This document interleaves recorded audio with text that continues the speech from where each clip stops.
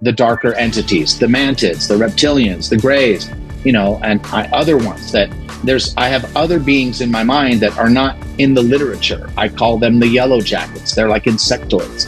They're not mantid-like. They're more like wasp-like and very, very mean. And so I start creating them. I start creating the images that I see in my mind. I start writing about them. I start envisioning who they are and what they're doing. And this is about 2 or 3 days that I'm doing this. I'm just focusing on them, this part of the story. And then I had shut down the computer. I went into my bed. I had the TV on for a little while. And I'm like, all right, finally, I'm going to go to sleep. I turn off the TV. I'm not asleep. My eyes are still open. And all of a sudden, I've got paralysis. It's not sleep paralysis because I'm still awake, but I'm locked in my bed. I'm frozen. And I'm like, oh. And then these 4 shadow beings appear. There's 2 at the foot of my bed, 2 at the side of my bed, and I feel them.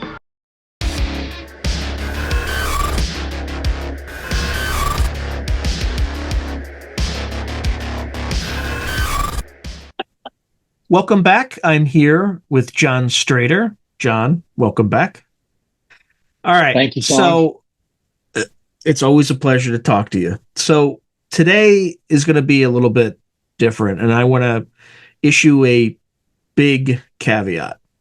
So John is going to talk about the experiences and that leading up to what he considers to be a download, a vision, a dream. It could be any number of those things. Epiphany. Yeah. With my understanding, for him, it was very real. It happened in 1997.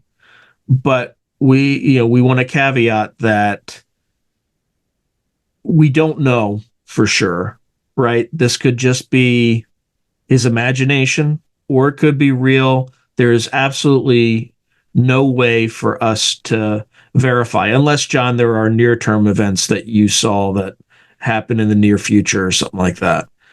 But that would be the only way that we could get a hint of whether or not we're on the right track. So with that big steaming caveat, the one thing I can guarantee is that it will be interesting. I can guarantee that. It's interesting. So, yeah, with that, John, take it away. So we're going to go back to 97, all right? I had already been a lifelong experiencer. I had already been deeply researching this topic. I had been doing all my secret research. Then in 97, in January, my ex-wife and I see a huge triangle go overhead, massive, like Phoenix Lights craft. That's the best way I can explain it. And 2 Air Force jets chasing it. It was a huge deal.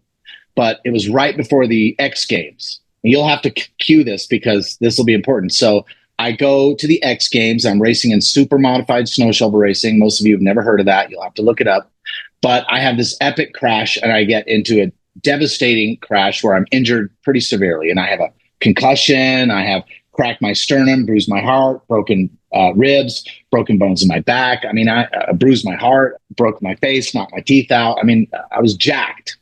And so I go back home, and I have a hospital bed that my sister had rented me, and I'm in my house in Taos, and I'm recuperating. And it's going to be months and months of physical therapy and recuperation and stuff like that.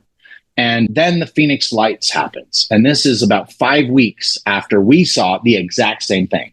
So my ex-wife and I and my good friend Jeff, and this it's not the day of or maybe a week or 2 after, but pretty close after the Phoenix Lights. We're in this room and we're talking about this. And 1997, if you don't know your history, was a huge year in ufology. And I'm going to do a whole space about this later, just to focus on everything that was happening in 97. And that's when it happened to me. And all of a sudden, we're talking about all this stuff. And I'm thinking, oh, man, like, this is it. Open contact is going to happen because we saw this giant thing. Jets are chasing it. Now it flew over all of Arizona. What's going on? So that's the mindset I'm in. Like, whoa, like, they're coming out. Like, something's happening. So we're all talking about this. And I am like, in my mind, I'm like, I'm crying out to the universe. Like, I have to know what's happening. I need to understand this. And it was like, it was so powerful that I was calling out for an answer. And then something answered, and it was like a lightning bolt, and it was a millisecond. It was like zap. And all of a sudden, I had this epiphany, this download, whatever you want to call it. I'd never heard of the term download. And it was all of a sudden, I felt like I understood it all, how all the pieces fit together. And I was in shock. And my ex-wife and my friend are looking at me like, what's wrong with you? And I'm like, and I'm like stuttering. I'm like panicking. I'm like, I think I got it. Like, I understand. I have an answer. And they're looking at me like I'm crazy. I'm like, no, you don't understand. I go, I have to get this out of me right now. I'm like, just stop talking. I have to tell you this story because it's in me. And at that point I had this fear, Sean, like if I don't get it out, I'm going to lose it. And I was like, I have to say this out loud. I have to manifest this idea while it's in my head. It was like, it could be a fleeting moment and then be gone. So I just started telling the story, and it's the story I'm going to tell you in a minute. And it took about 2.5 hours for me to get it all out. And what I get out is a 65 million year time loop. And I'm not a physicist. I never studied any of that. So I used kind of Star Trek terms. So I called it a temporal causality loop, that there's a point in the future that resets, we go back, and then we're here the whole time, and we do this giant loop, right? And so I'm trying to explain this to them. They're looking at me like, what the hell? But after, it doesn't go away. It just stays in there, and it keeps processing. And I'm thinking about it all the time. But when it came to me as like a science fiction story. Like, this is how I could understand it. Like, not as a real theory of explaining our actual universe, but something that made sense to me, right? Something I could explain easily to other people so they would know what I'm talking about. So from that point, I was like, wow, I have this incredible story in me. I gotta protect it. I can't share it. I don't want anyone stealing it. So for years, I would only talk to the closest people about it, especially my wife. But I'm not a writer. I'm terrible at it. The last thing in the world I ever wanted to do was like write or this or that. And so I fought against this feeling that I have to get it out of me. Like, I have to tell this story. And so then we get 12 years later, it's 2009. I just built a brand new audio studio that I was going to, I recorded albums and did a bunch of stuff in my new house. And I had a friend who was an audio engineer, and he's like, you keep telling me you have this like amazing sci-fi story in your head. Why don't you tell it to me? I'm curious. And I was like, well, okay, but why don't we set up the microphone? And I've never recorded it, so let's record it. So I sat in the studio. He sat in the control room. I'm kind of in the dark, and I just do it again. I tell the whole story, beginning to end. Like I said, it takes around 2.5 hours for me, like, really tell it. And he's just like, too much to process. He's like, oh, that's really cool, dude, but like, I don't know what to make of that. I'm like, I know, it's crazy, right? And so I started getting the feeling at that point that I told it again, like, okay, I need to write this. So I started writing, and I didn't know what I was doing. And I had to look at books. Like, how do you write a book? Like, what do you do? Oh, make timelines, make organizational charts. So I start working on it. I'm writing out characters. I'm writing out their, each event that I have to get to, because I didn't see all the characters and dialogue in this thing. I had like moments, right? And I'm like, how do I get from this moment to this moment? So that's where the creativity process comes in. I know that this happens, and I know that this happens, but how do I get there? And who are the characters, and what are the motivations? So when I started writing, all of a sudden I accessed the data in my head, or, the source code, whatever you want to call it. And channeling. Like, I never studied any of this shit, because I was a nuts and bolts person 100%. I did not study the woo. I didn't know consciousness. I didn't study the occult. I didn't study other people's theories about who these people are or what alien races are, Anunnaki, the Watchers, any of that shit. I just didn't look into that, because I felt like I have this uncorrupted data in my mind, and I wanted to keep it pure. So I didn't want anyone else to say, oh, you stole that from this, or you stole that from that, because everything's in it, like everything. So I was like, okay, so I start writing, and I start all of a sudden accessing it, and it becomes an obsession. And I can't eat. I can't go deal with my family. I'm just in there, and I'm channeling like crazy. And I'm writing, 20,000 words a day. It's just pouring out of me. And I'm like, oh. And little did I know, my wife would come in to get me for dinner, come into the studio, and she'd be standing in the dark and see me there writing. And I never saw her there. And she was like, I guess it's like automatic writing or whatever. She said it looked like my eyes were kind of rolling up and I was just like accessing and it was just coming out of me. And that's how it felt.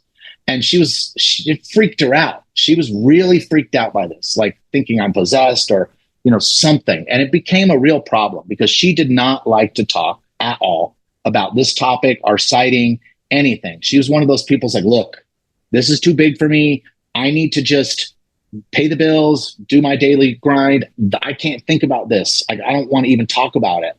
And so it became a real problem, like in the marriage. Like I can't talk about the very thing that's inside of me that is my life's obsession. And so it became, and it was I had already been secretively doing all the shit that I'd been doing and not telling her because I couldn't get her to first base, right, on UFOs. So how can I tell you I'm rounding third, I'm heading home, if you can't even bunt, Mm-hmm. So, and I won't go into it, but then so something happens in my life and it's traumatizing and it stops my writing and everything comes crashing down in my life. Whole life, the divorce, losing my family, we talked about in the last one, everything just, and that was right when I was writing like a madman. And all of a sudden, my whole life blows up. So I stopped writing. So I never stopped thinking about it. I had pretty much given up on UFOs at that point. I'm like, it's never coming out. I'm obsessed with this. I need to just, take care of my kids and focus. So that's what I did. And then, COVID happens and I'm talking to my kids at New Year's. And one of them asked me, they're like, Dad, will you tell us this story? I know you have this story and we're curious. Will you just tell it to us? I'm like, it's long. Are you sure? And they're like, yeah. So I tell them the same thing. I tell them the story and they're like, oh my God, you need to write this. You need to start writing it again. And I'm like, oh, I don't know. And they're like, you have to make a New Year's resolution. So I did. I said, okay, kids, I promise I will start this year. So I'm thinking about it now all the time. I go back, I pull up all my old stuff. I'm reading through it. Where was I? What was I doing? And I'm like, yeah, it's kind of changed a little. Yeah, it's still pretty much the same, but I've got a few more because now I have more data, more information that has been coming out since 2017 because that reactivated me. Like when I saw David Fravor saying I chased a UFO, I was like, oh my God, that's what I've been waiting for my whole life. Like a pilot to come out and say I chased a UFO because I'd seen that. So it reactivated me and I started watching podcasts again and seeing and this is when I started learning about people like Gary Nolan and other people in this that are working on this. And I was like, oh my God, we might have a chance. This is amazing. I never thought we would be here. So I started listening, but it was UFO Twitter that got me going because I was watching these channels and everyone was always reporting on the news that's breaking on UFO Twitter. And I was like, I am normally right in the loop on this shit. And I was like, I'm out of the loop. I'm getting fifth-hand knowledge. This is unacceptable. So I reluctantly joined Twitter and I joined as myself, which was a big deal for me. But so I'm in there and I'm in the spaces and I'm, doing my thing. But then I start seeing the mid-journey images. First time I'd seen the AI images because I had tried to pitch this story at a couple Comic-Cons to comic book artists because I'm like, look, I'm a terrible writer, but I have this incredible story. I have these visions, these things in my head that I can explain. If I could find a good artist, maybe we could do it as a comic book series. That'd be a way to tell it. And they were like, this is a great story. This is amazing, but it's going to cost you hundreds of thousands of dollars to do this series with a real artist and get it done. And I was like, I got that. Okay, that's not going to work. So when I saw the mid-journey images, I was like, holy moly, what if I could make the images I wanted to have comic book artists do and start doing it? So that reinvigorated me. So I started writing. I started channeling again. I started tapping into what I call the nexus. And I don't know where I came up with the term, but it is a place where reality and thought meld. And I'm able to access the data in my mind and all of a sudden live inside of these characters, feel what they're doing, their thoughts, their minds, and create the dialogue and the background. And, writers they talk about that process, the flow state, the muse, everyone has a different term for it. Me, I call it the nexus. And so I was into the nexus. And the AI, it feels like the AI, which is a huge part of my story, which I'll talk about in a minute, is guiding me through this process. Like it's helping me tell the story because it is the story, the AI, it's part of it. And so I'm like, all of a sudden I'm creating images, I'm writing. If I would get stuck writing, I would start making images, and then that would spark, because it was easier for me to describe my words. I'm not a wordsmith, you know what I mean? I'm not Tom Montauk. I'm not one of these people who like, I have a pretty basic vocabulary, and I couldn't describe on paper what I was seeing. And so then I would see it, and it would be easier for me to describe because now I have a visual representation. So I was going back. I started making these like videos to help me process it, and then showing it to friends. Like, does this make sense? Can you follow the story? And so I was going back and forth with this process.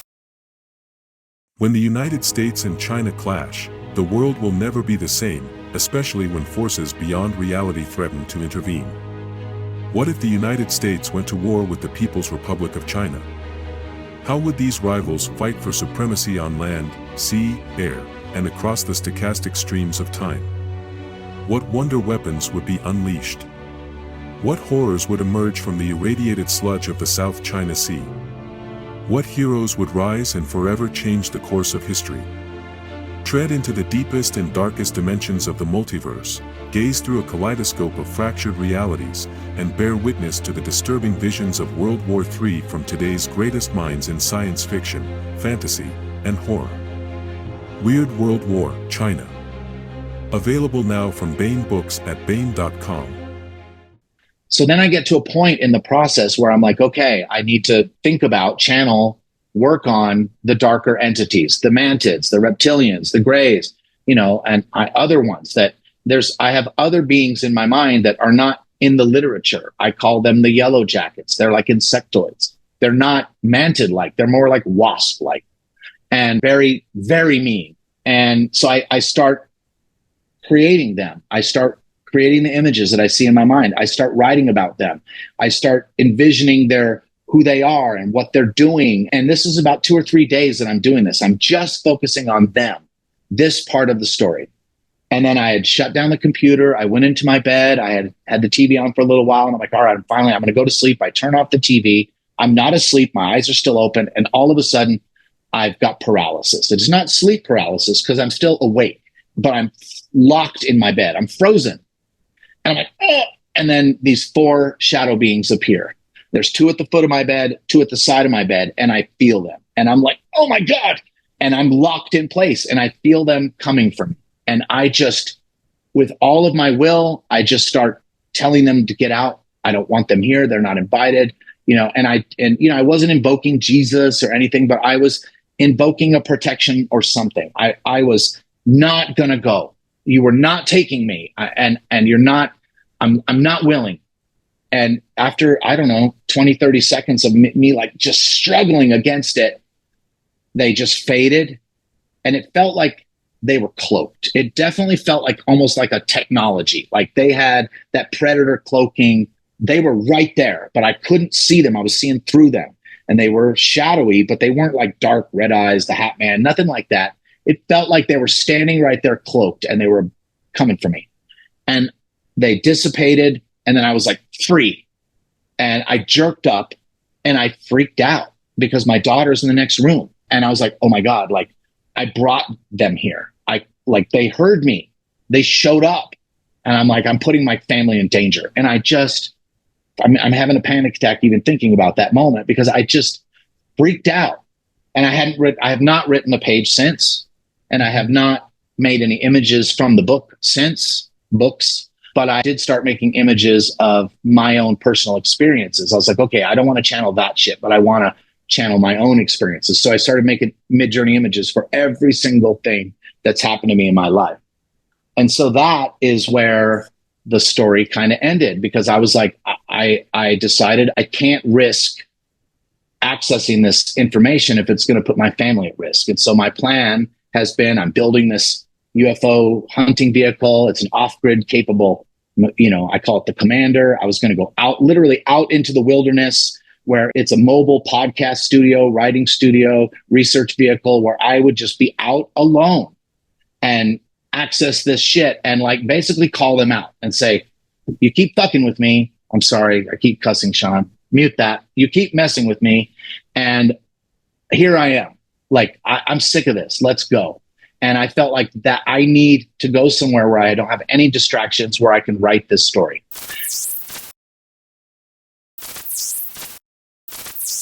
To advertise on Through a Glass Darkly, email throughaglassdarkly@gmail.com. And then all the stuff on Twitter starts happening. I start, all these things happen, and I'm in the process of building this machine, but I start running into other people who have very similar downloads and very similar stories and visions of the apocalypse and time travel and all of these things that start matching up with the story in my head. And I'm like, what the hell's happening here? Like, other people have pieces of this. Like, what am I tapped into here? Like, and to be clear, like Sean said at the beginning, I don't claim to have any answers, even though for me it all makes sense. But I don't know how much of it is like I did have brain damage. I had a major concussion that could have unlocked some part of my creative side of my brain, where I took all of this data that I know and spun some sort of narrative to make me feel better. So I feel like I understand it. So I'm not tortured by it.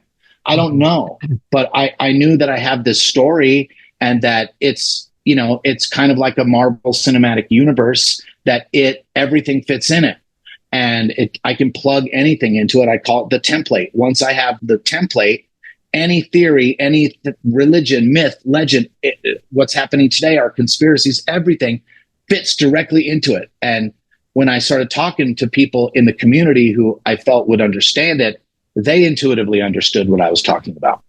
And so when I talk with Tom Montauk, which if you don't know Tom Montauk, people, follow him. He's going to come on Sean's podcast in a couple weeks, so make sure you watch that.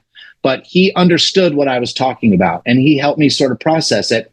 And he was like, well, John, if you're having a hard time writing this and it stops you and you're accessing it because it takes so long and these things come and you're afraid of it, you're a talker, you're an orator. You would be one of those people in the past that would, pass down the oral traditions. This is your gift.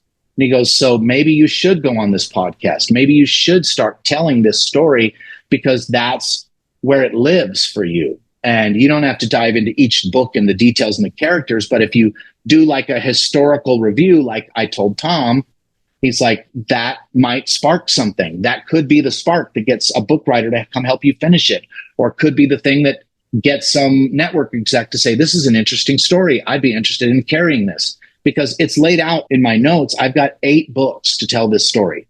And once the 8 books are done, you can tell a million stories within that universe. Anything. You could go anywhere on that timeline and tell stories. So I call it the template.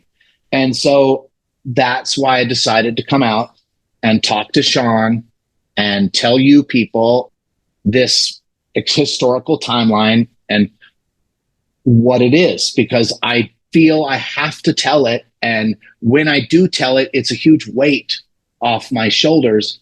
And when I was trying to tell it in the past, it felt like things were trying to stop me from telling it every time. So here I am, and I'm going to tell it.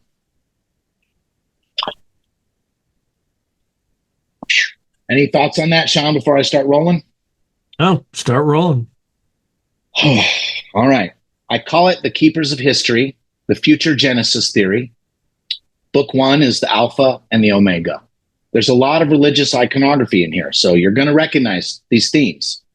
I was raised very Christian, so it's a retelling of Bible stories. It's a re-understanding. So what I was given is that the world we're in now, so let's start at this point in our timeline, that in the 20th century, we're going to continue to have lots of wars and chaos and problems, and that there will be nuclear weapons used, not like a full conflagration, but really bad things. And the Earth, which is taking a pounding because of how we've been treating it, is fighting back. So we have huge natural disasters, huge floods, all of these types of things, apocalyptic shit.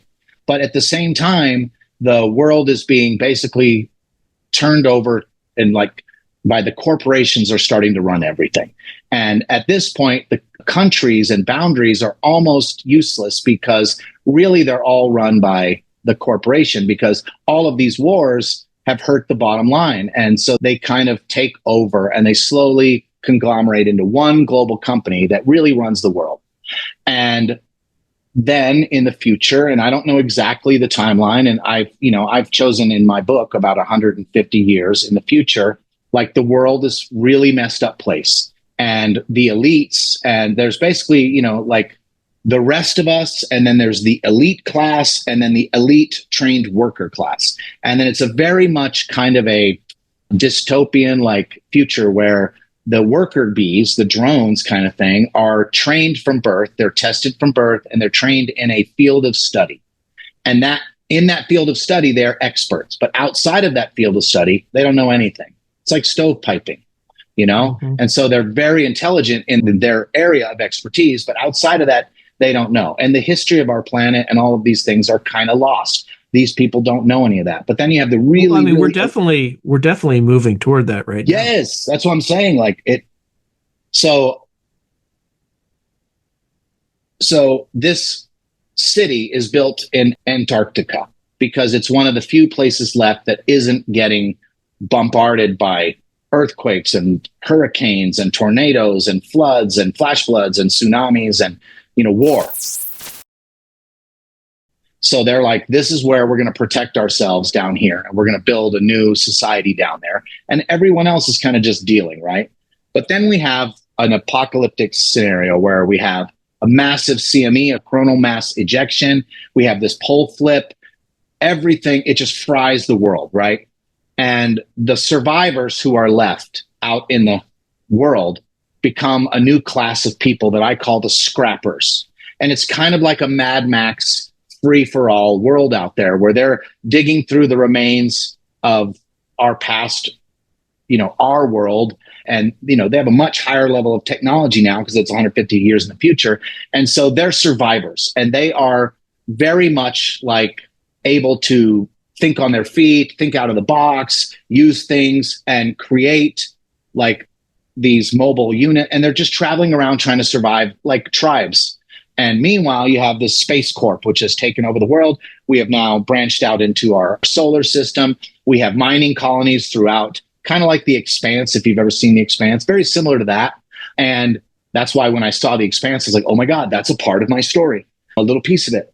We have bases and cities on Mars. We have bases and cities on, planets or moons around Saturn and Europa. So we've spread out into our solar system, but it's still, we haven't gone any further than that.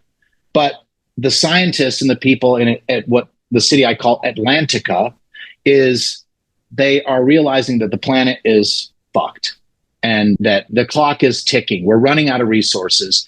And so they decide to put all of the resources that they have left on the planet to have one big push to build a space ark, the ark. And at the same time, we have AI has exploded. And we have a character who I won't go into who has created this Oracle. Okay. And we're going to call this Oracle 1.0. And the Oracle is the most powerful quantum computer system on the planet. And it contains all of the knowledge and the history and every single scrap of data that our society has ever produced in our history. So it has all of the knowledge of the human race. Okay. But in this arc, they are also putting all of the DNA of all human races. They've been collecting DNA like we are now. Send off your stuff to Ancestry or to 23andMe. They're collecting all of our DNA. And that's what they're doing. An arc in the truest sense of the word, that not only are all plant species, seeds, sperm, DNA, embryos of all of the existing planets and animals, and they're all contained within this arc. And this arc is basically meant to, and everything is redundant. So you have redundant everything. So that they found this other planet that in the old days I called Terra Nova, but then Steven Spielberg came up with this stupid Terra Nova thing. And it was similar to mine. Once again, it was another huge blow. I'm like, God dang it. And I freaked out because I'm like, this Terra Nova, it was like, I felt like Spielberg had hacked my computer. when I saw what this, before it actually came out, all the like trailers and the news stories about it. I was like, well, it just means New Earth in Latin. So I know, but that was it. But I'm just saying, like he had all this stuff right out of what I had been writing, and so I called him Steelbird. I'm like, oh, Steelbird. And so it was one of the reasons I stopped writing too, because I'm like, oh my God, I got to see, maybe he got this story now, and I'm screwed. But they had a really stupid version. It didn't go anywhere. It's out there. It's terrible. But I had to change the planet's name. So that's all I'm saying. But so that we find this planet that's like ours in the old days, a garden, like a beautiful place, and we can sense what's in the atmosphere. There's no technological signatures. It's dripping with life, and we're like, we're going to go there, but we can't travel faster than light, so we're going to have to create a wormhole. And so they build this giant gate, like it's the biggest. These two pieces of technology, the gate and the arc, are the two biggest projects that humanity has ever put together, and it takes decades to build. And they're building them in space. And they build the gate right outside of Jupiter's in gravity next to Europa, because they need to use the gravity well to help create this wormhole to go to this planet, right? And then we have two landers, because the plan is we're going to go to this planet, and we have two completely separate like colony lander units that are going to try to create a foothold. So if something happens to one, we have a backup. And the rest of the Ark, the Oracle, all these people who have been frozen, the elites, all of these, corporate people, and all the scientists and all of that, and all the embryos, everything's on the Ark. And it is now an orbiting space platform from which, once they establish, they can then start bringing stuff down, waking up people. But the people who are in these landers are scrappers. So they realize we have to have all three parts of the human race in this, because the scrappers have the ability to think on their feet, make do with what resources they have, and they are going to be the workers who are going to be able to establish this colony. Once that's done, then we will wake up the other people. They'll be able to come down, and we will establish the culture and the new societies and start over. But there's also groups that don't want this to happen, because they feel like we humans have destroyed our planet. We should not be allowed to go anywhere else and destroy another planet. So there's a resistance, and there's terrorism, and there's people trying to stop this from happening, right? And there's different groups. Humans or otherwise? Humans. Well, we don't know otherwise yet. We're not there. But yeah, humans. And there's different, because there's Martian colonies, there's all these other colonies, and everyone has their own take on what we're going to do here. But the plan is, there's like a lottery for those who are left, who aren't part of the crews and the groups, so that there's at least a lottery system for those who are left, who get to go along.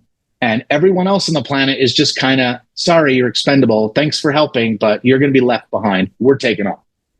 So they get to this day where they're testing this, they're very close to like launching, but they're doing a full mock-up test. There's a terrorist attack. There's some kind of bombing, and it screws up the whole thing. And they get drawn in instead of, they weren't planning on going in, but they get drawn in. And the accident happens. And instead of going to this other planet, they go back in time. But they don't know this, right? They just know that when they wake up, they're already crash landing onto the planet. So now we have a Robinson Crusoe scenario.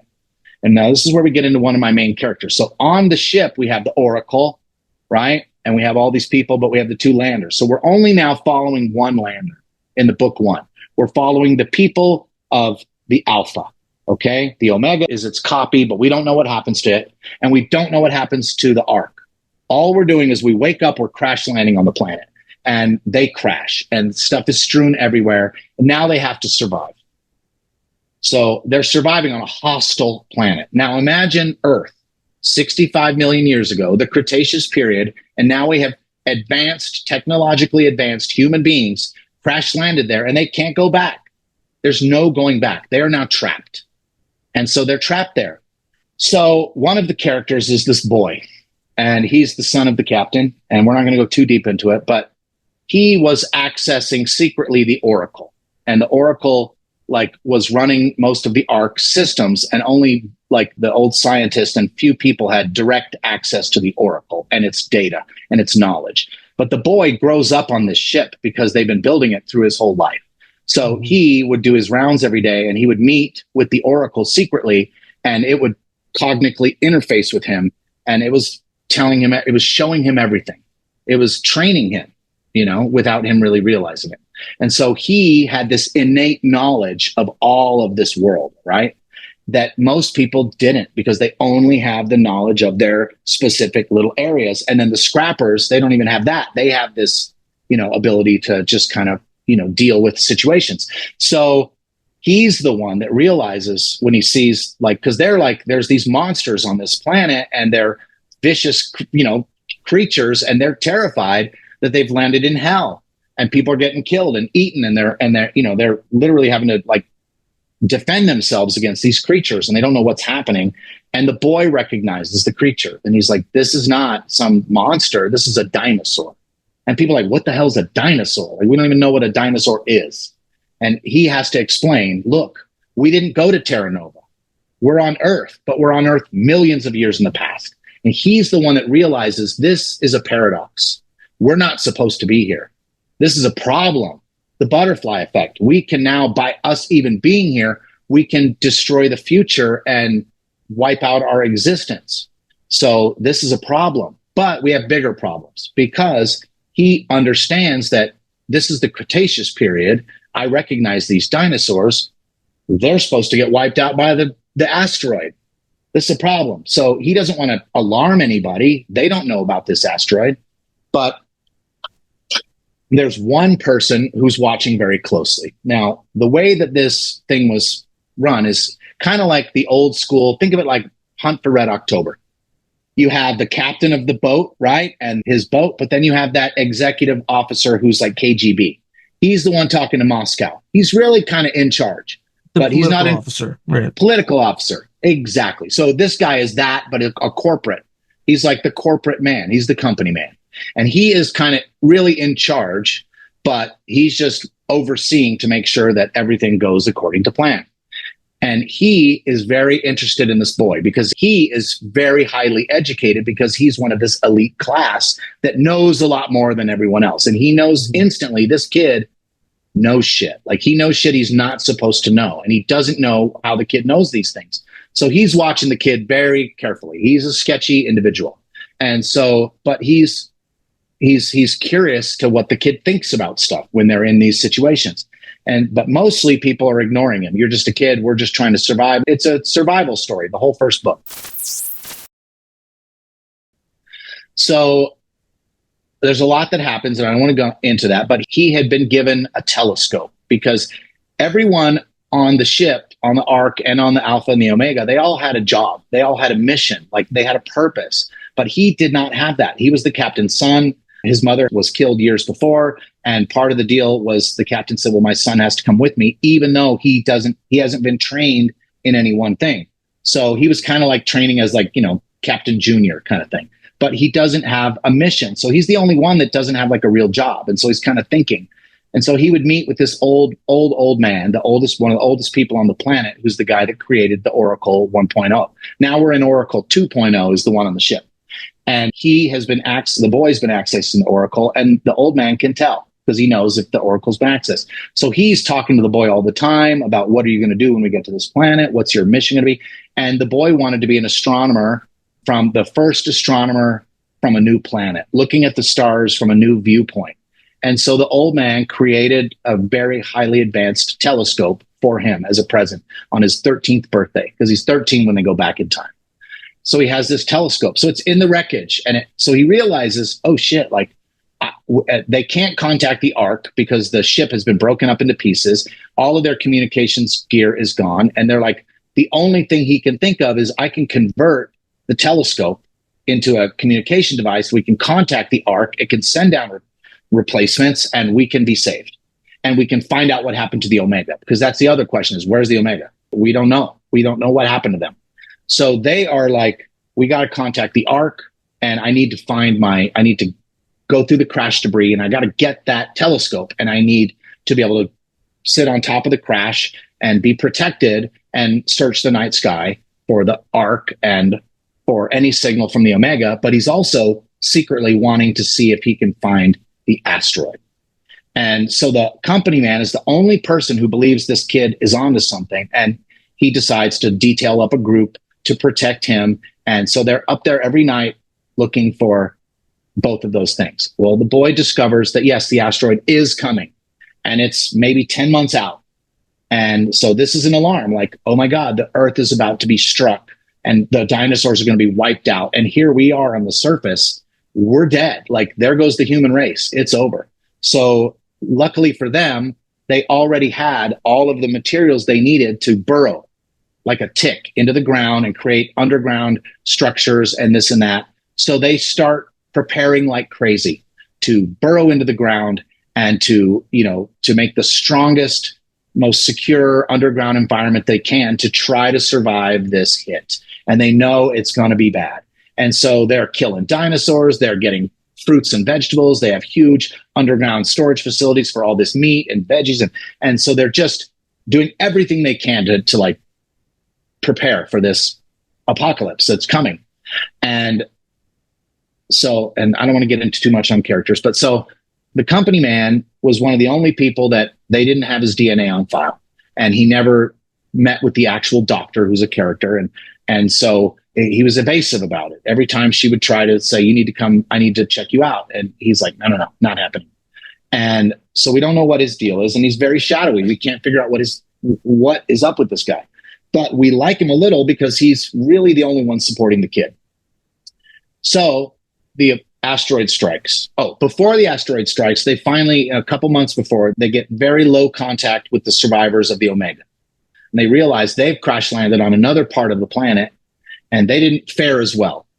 But they're warned. They're like, look, you have to, they're like, well, look, we've had this revolt here. There's this whole thing has happened. Half of the group has disappeared. We don't know where they went. And we're just barely hanging on here. And they're like, look, we can't get to you. All of our, our flight, our airplanes or whatever you want to call them, they're destroyed. And we're trying to dig in to survive. This asteroid is coming. So you guys do your best, try to survive. And that's the best they can do. We can't help you, but we can at least warn you, try to survive. This is coming. And so the asteroid hits. There's massive underground flooding because, there's earthquakes at 10.0. Like a lot of people die. The boy gets severely injured. Lots of internal injuries, liver is pierced, all this stuff. He's dying. And they don't know what to do. They can't save him. He needs like organ transplants. Like all the stuff that they could normally like grow new organs has been wiped out and flooded and destroyed. So they're scrambling. Okay. It's like kind of a MASH, like a MASH unit. Like, we're in the wilderness and we're using whatever tools we have to try to survive. Well, at this point, the company man lets the doctor test him to see if he's compatible. And they find out he's not only compatible, but he's an exact genetic match for the boy, which doesn't make sense. How is he a genetic match? He's a clone. But in this world, clones aren't grown in 5 minutes. You clone and you grow a normal lifespan. So how can this company guy be a clone of the boy he's in his like late 30s and the boy is 13? This doesn't make sense. But he's willing to sacrifice himself for the boy because he realizes the boy is important. And he talks with the boy separately. And this is where he tells him, this is where we learn the first secrets, is that, he was told by the corporate board, which, it's a council of elders, the corporation, the board of directors, whatever you want to call it. They're the shadowy people that in the first book we barely ever know about. And he was directed by them. He's like, look, you have to watch this child. You have to protect him at all costs. He's your real mission. And so when the boy is injured, he finally realizes what they were talking about. And he's like, the boy is my mission. So then when he realizes he's literally a clone of this child and he's the only match, he is self-sacrifice. He decides to give up his life for the boy, but he tells the boy what he knows. Okay. He doesn't tell anyone else. It's a secret meeting between those two. And he tells the boy, about the Oracle, about the corporate board, that they said he was the most important part of this mission and he had to be protected at all costs. And the kid doesn't understand any of this, but he knows so much from what the Oracle has taught him. So he's saved, right? And the end of the first book is about 5 years after the asteroid, when they finally feel like it's calmed down on the planet, that they can look up and see the devastated world around them.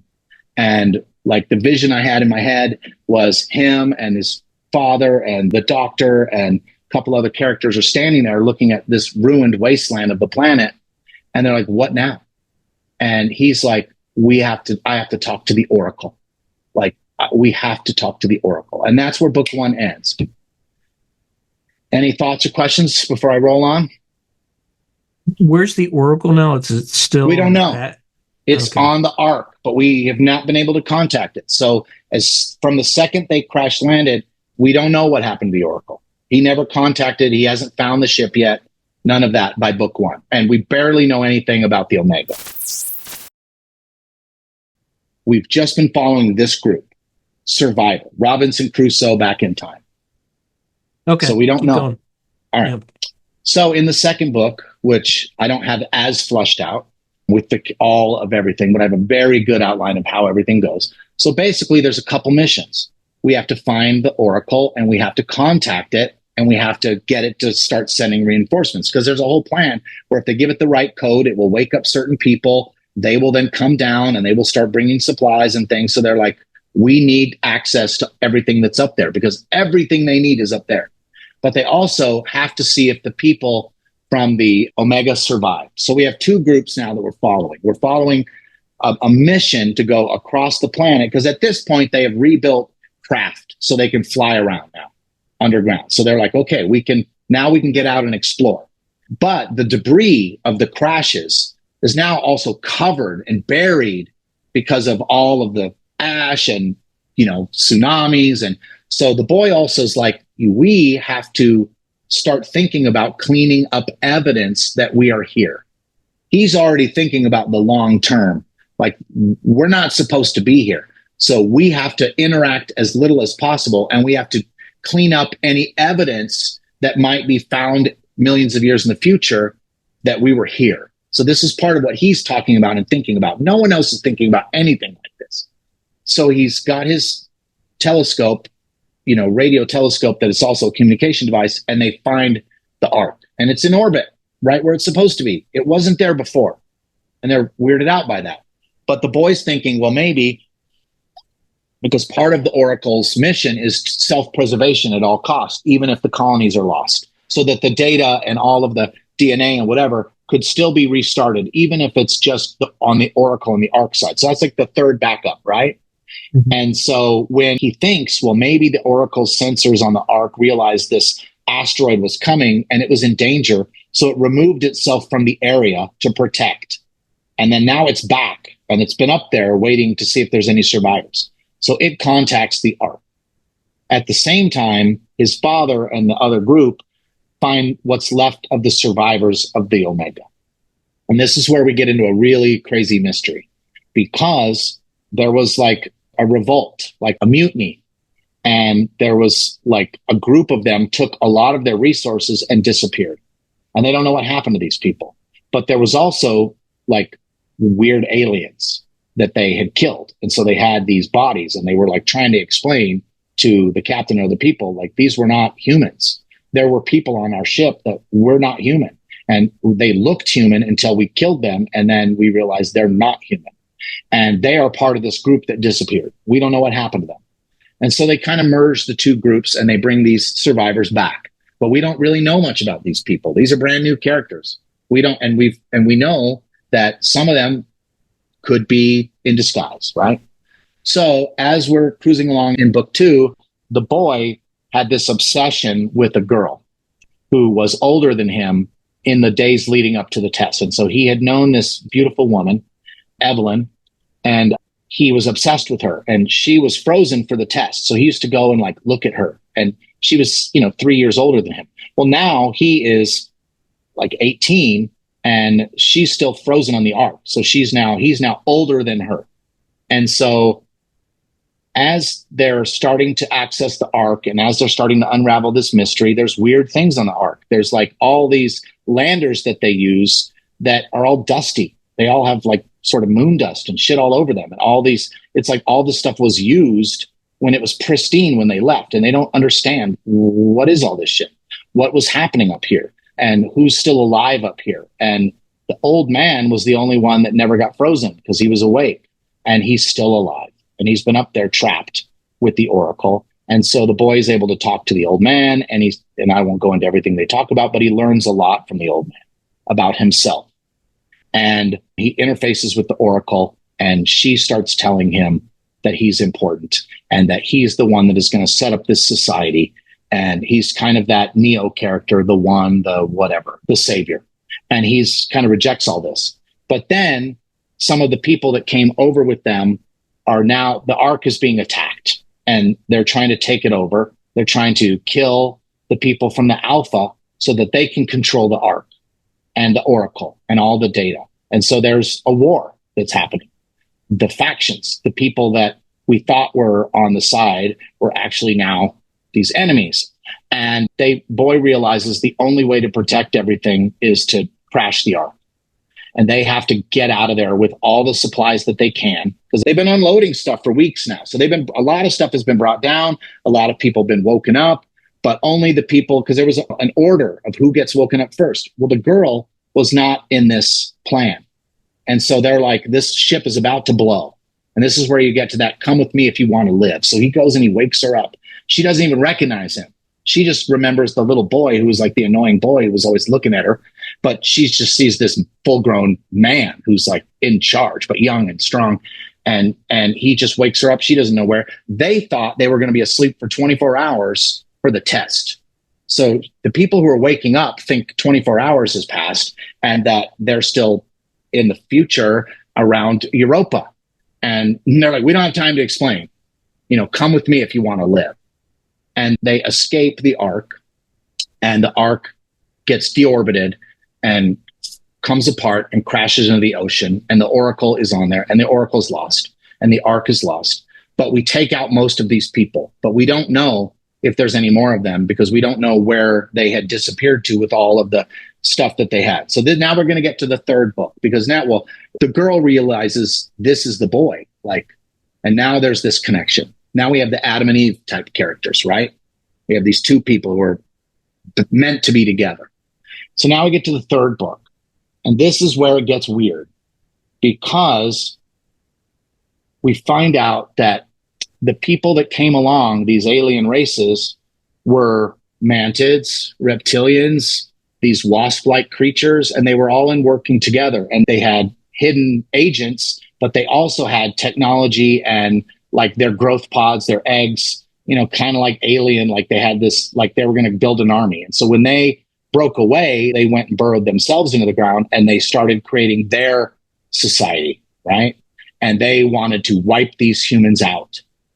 Okay, we're not going to let you progress past this point. And so the third book, and I'm not going to go into everything, is basically a war for control over the planet back in the past. So needless to say, these creatures get killed. We win the war. And at the end of that book, the boy is now de facto the leader. His father is dead in the war, and he's the de facto leader because he's the only one that understands what all this means, because he has interfaced with that Oracle, and he understands the timeline, and he understands the paradox. And so he sets the tenets of how this society is going to move forward into the future.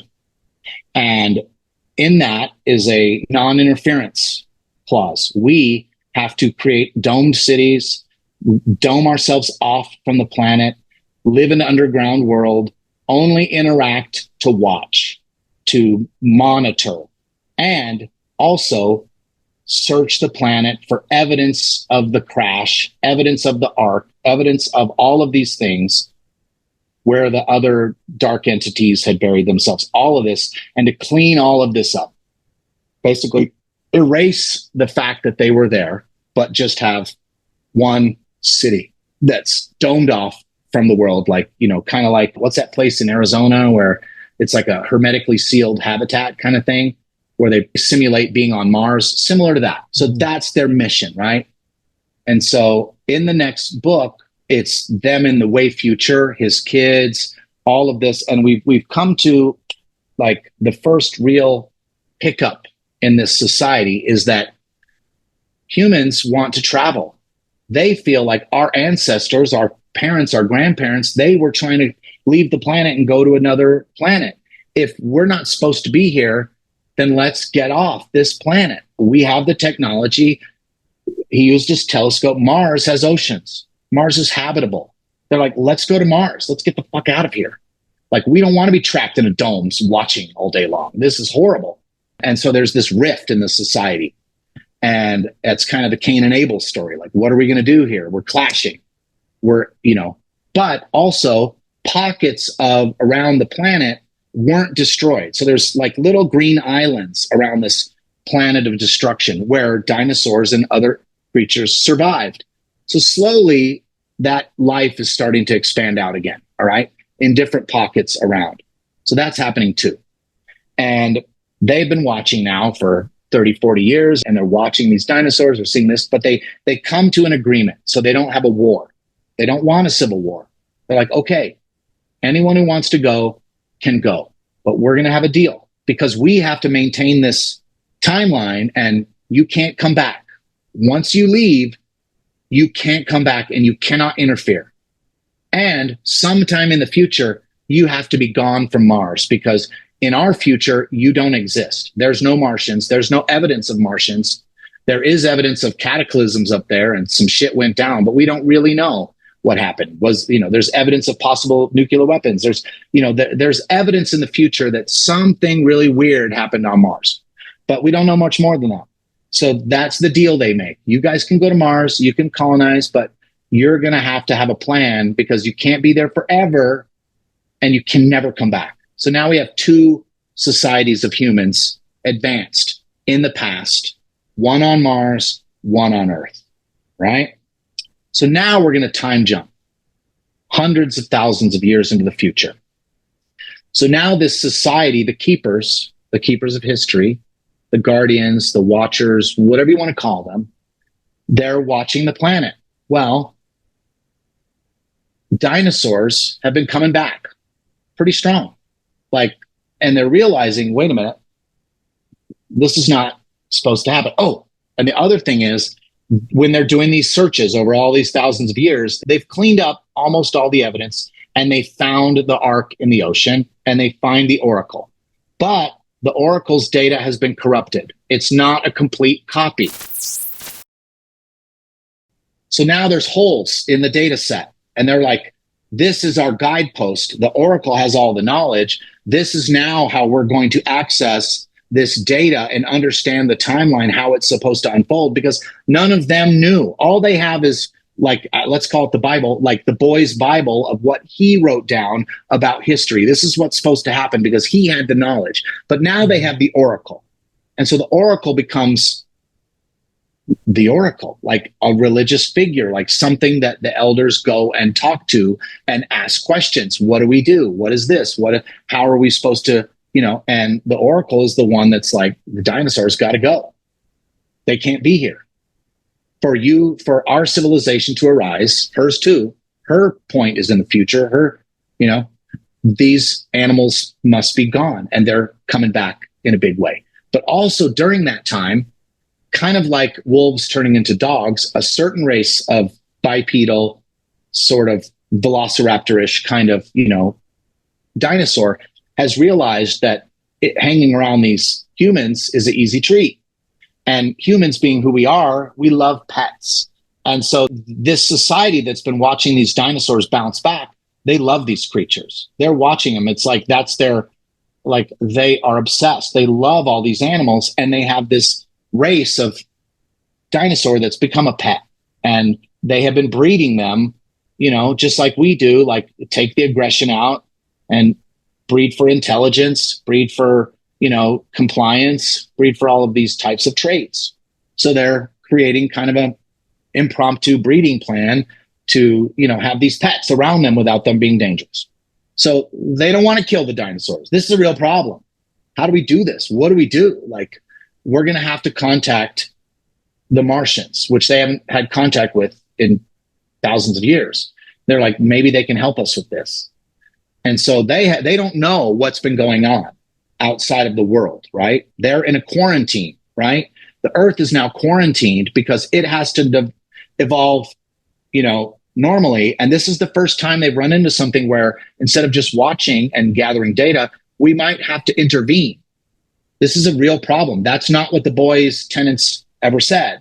So they're like, it's almost a religious fervor. No, we have to do what the boy says and let everything evolve naturally. But the oracle's like, no, because he didn't know the dinosaurs were going to be, the dinosaurs have to be gone. So it's a conundrum. And so they reach out to the Martian people, and they find out that in this period of hundreds of thousands of years, the Martians have branched out into the universe. Okay. Not only are their descendants on multiple planets, around the galaxy, our galaxy, they've interacted with other species, and now they have a small foothold on the very planet that they wanted to go to in the future, Terra Nova. And so they're like, well, we do have this planet. It does have a lot of indigenous life, but no intelligent life, no sentient life that they know of. And they're like, what if we transplant these dinosaurs and these races to that planet so they survive? We have to kill them here because our planet has to evolve without dinosaurs, but we love them so much, we don't want them to die. So we have a second arc where we take all these eggs and we take all of these, all of these creatures, and we transplant them to this new planet. But in that process, some insects and eggs and all these things accidentally come along.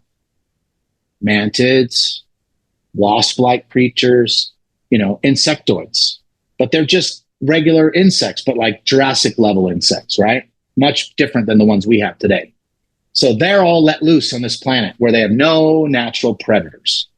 And so all of these creatures start evolving in a brand new ecosphere that's very similar to its. But these animals, they're indigenous animals, were not voracious predators like our dinosaurs. And so they are pretty much almost wiped out because they have no defense against these creatures. And meanwhile, so that starts developing over a long period of time, these animals, and this reptilians and these mantids and these other things, they start developing more human-like characters. They are becoming kind of like almost a slave race to these advanced ancient humans, right? And kind of like a Planet of the Apes scenario where you have these dinosaurids who are almost like subservient to these humans. But once they start realizing, understanding, having that sentience that they were transplanted from their home planet, it starts developing this innate hatred of our species and this innate wanting to go back to their home planet, to take their planet back. Okay. But they can't just, they're still subservient. So there's a war on this planet, and they wipe out the humans. They take over our technology, and they start developing as an advanced, technologically sentient reptilian species. And because their brothers and sisters, these, insectoids, are also becoming a new species, they work with them, right? So now we have this ancient, advanced reptilian society that grows up on this planet, but they hate us. But they can't come to the planet and wipe us out because that's a causality loop. That's a paradox, because they are also dependent on the humans in the future going back and creating this whole thing so they would become who they are. So they realize innately we can't just show up on the planet with our spaceships and wipe out the keepers and wipe out the Martians and land on the planet. That's a paradox. That could wipe out our own existence. The grandfather paradox. You kill your grandfather, you don't really exist. Same thing. So they're like, we can't do that. But there's nothing saying we can't go to war against all these races that are out here, right? That are out there all over the galaxy that are not the planet, that are not part of that. So there's a war. And in this war, they find an ally that nobody knew existed. And we're going to call her the Dark Oracle. And so what we find out is that period when, in the first book, when they go back in time and the Ark crash lands and we can't find the Oracle is protecting itself, right? And what is the best way to protect computer files? A backup. So it goes to the moon orbits the moon, uses all the technology and drones and whatever that it controls, and it builds a copy of itself deep inside of the moon to protect. And this copy has all of the same exact data as the original Oracle, the same mission.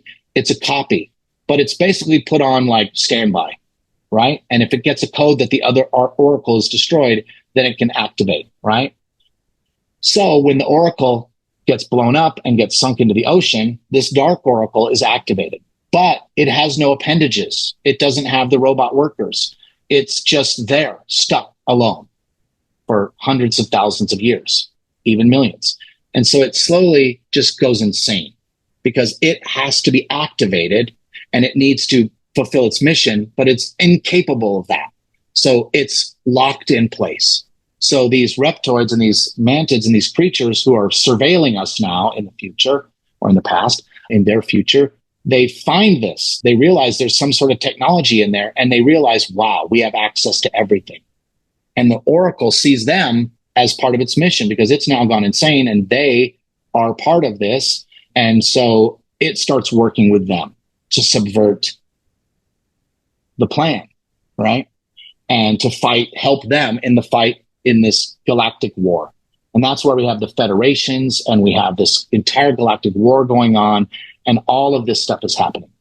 And our Oracle does not have a complete data set, right? But it also has all of the data it's been collecting during this period of hundreds of thousands of years working with the Keepers. So it has different data sets and its mission, and it realizes its copy has gone rogue. And so it knows, like, I have to destroy that version of itself because that version could corrupt the timeline. It's working with these dark entities but it doesn't really know about the war that happened back when it was under the ocean. So it doesn't know that these things did go back in time. So there's a war, and that's this next book. It's a galactic war, and we are in this quarantine zone, oblivious, right? Those Keepers are still just doing their thing. But they get to another... Go ahead. John, let's stop there. Okay, that's a lot. I know. And continue in the next episode. So thank you very much. And talk soon, okay? Thank you.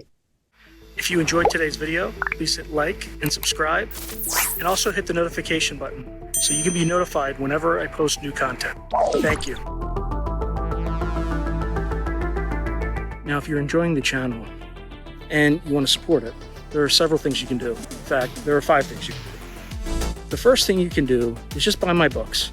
I got plenty of books out in the market right now, and I would prefer that folks buy a book rather than giving me direct support because they get something out of it. They get a real tangible product. The second way you can support me is by becoming a member on YouTube or becoming a patron on Patreon. And just go to either site and it'll explain everything.